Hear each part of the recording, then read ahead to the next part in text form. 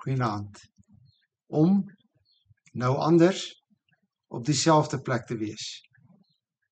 Soos of die verhaal van die beproewing en die ongeloof in Egipte nie plaasgevind het nie, gaan die verhaal van die Here se pad met Abraham voort asof niks gebeur het nie.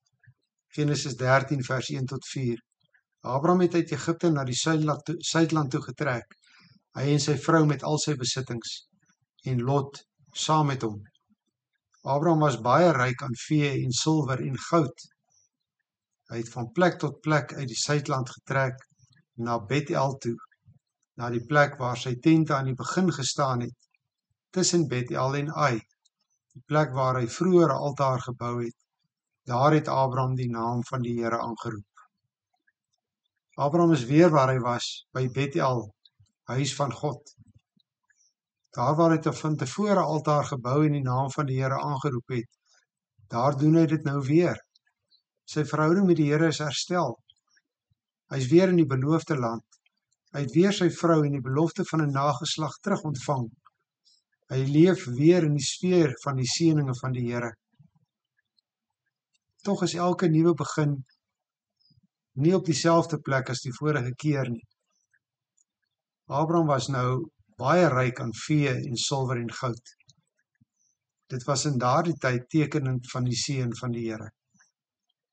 Abraham se geloof was ook gelouter en gesuiwer.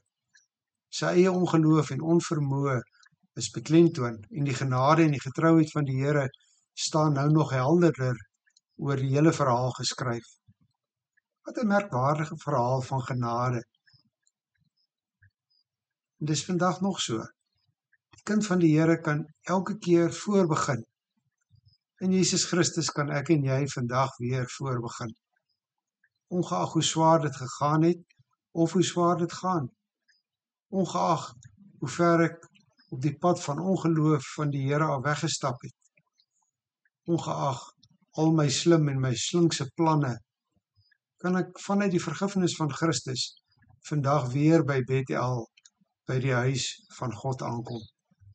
Ek kan vandag weer op grond van die offer van Jesus Christus raak sien en beleef dat die Here my in sy getroue genade vashou. Ek kan besef dat die Here met my op pad geloop het en steeds loop, op pad van groei in die geloof en in gehoorsaamheid aan hom. En tog is mens elke keer op 'n ander plek. Mens kom nooit uit 'n beproewing en swaar kry op dieselfde plek en as dieselfde mens nie. Nee, jy kom op 'n beter plek. In Hebreërs 12 vers 11 staan daar: wanneer ons getuig word, lyk die tugtiging op daardie oomblik nie na iets om oor bly te wees nie, maar om oor te huil.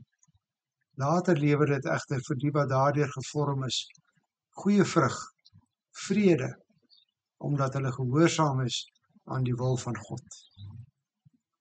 Die Here gaan voort met die uitvoering van sy plan. Hy is besig om Abraham te vorm om sy roeping in die plan uit te voer. En daarom offer